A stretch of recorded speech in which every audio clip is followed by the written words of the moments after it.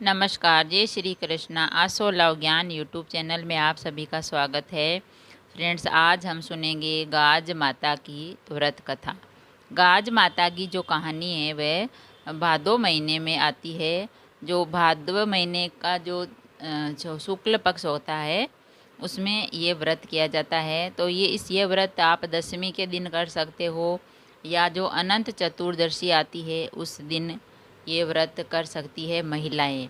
और अनंत चतुर्थी का व्रत है वो पुरुष करते हैं और गाज माता का व्रत है वो महिलाएं करती है। तो अनंत चतुर्थी के दिन आप गाज माता का व्रत कर सकती है। ये व्रत है जो संतान सुख के लिए, संतान प्राप्ति के लिए किया जाता है। गाज माता की कहानी सुनी जाती है और पूजा की जाती है। तो गाज माता की हम कहानी सुनते हैं। भाद्रपद मास के महीने में गाज माता का व्रत आता है।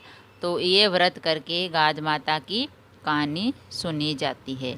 तो और इस व्रत को करने से, कहानी सुनने से गाज माता संपूर्ण फल देती है और गाज माता की जो कृपा है वो परिवार पर, संतान पर बनी रहती है।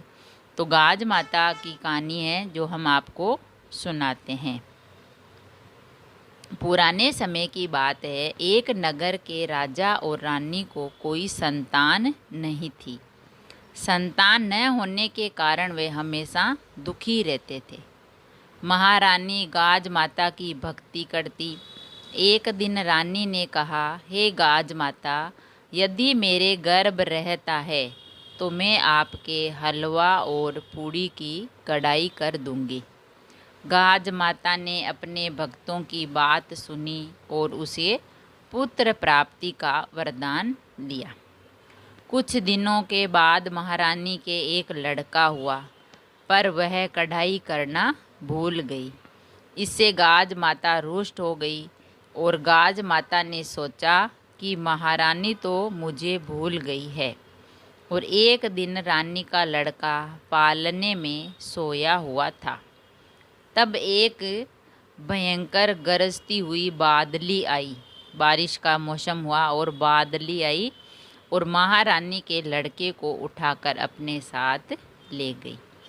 बादली ने लड़के को जंगल में छोड़ दिया। उस तरह से एक भील और भीलनी जंगल से गुजर रहे थे तो उन्होंने पालने में एक छोटे बालक को सोते हुए देखा।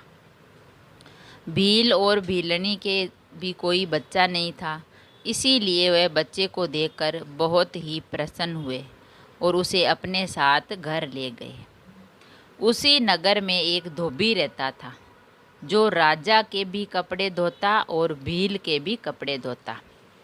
जब वह धोबी राजा के महल में गया तो उसने देखा वहाँ शोर हो रहा था कि गाज माता महारानी के लड़के को उठाकर ले गई। तब धोबी ने कहा, आज उसने एक लड़के को भील के घर पालने में सोते हुए देखा था। जब राजा को यह बात पता चली तो उसने तुरंत भील को अपने महल में बुलाया और भील से पूछा, तेरे घर में लड़का कहाँ से आया? तब भील बोला, मैं गाज माता का व्रत करता था तो मुझे गाज माता ने बेटा दिया है। इस पर राजा और रानी को याद आया कि हमने गाज माता को कढ़ाई करने के लिए बोला था, लेकिन हमने कढ़ाई नहीं की, हम कढ़ाई करना भूल गए। इस कारण गाज माता ने हमसे हमारा बेटा छीन लिया। ले गई गाज माता। तब महारानी ने कहा, हे गाज माता, मेरा बेटा मुझे वापस दे दो। मैंने जितनी कढ़ाई के लिए कहा था उससे दुगुनी कढ़ाई करूँगी। और गाज माता का खूब धूमधाम से उजमना भी किया। तब गाज माता ने प्रसन्न होकर उनका लड़का वापस ला दिया। भील और भीलनी के यहाँ भी बहुत धन दौलत और एक सुंदर से पुत्र रत्न की प्राप्ति हुई, क्योंकि वह भी गाज माता का व्रत करते थे, पूजा करते थे।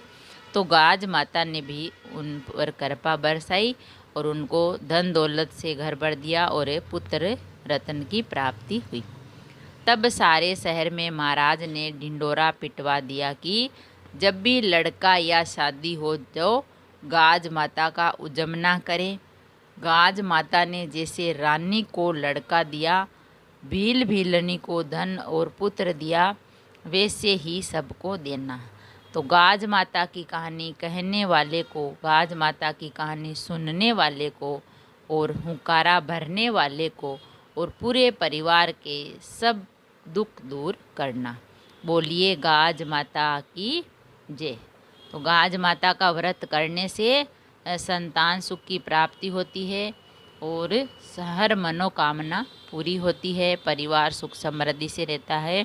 तो ये व्रत आप अनंत चौदस के दिन करें, कथा सुने और दशमी के दिन भी कर सकते हैं। इस व्रत करने से पुण्य की प्राप्ति होती है और गाज माता का जो आशीर्वाद है वो मिलता है। अगर कहानी पसंद आई तो लाइक और शेयर ज़रूर करें। ऐसी ही कहानी और कथा सुनने के लिए चैनल को सब्सक्राइब करें। थैंक यू, धन्यवाद।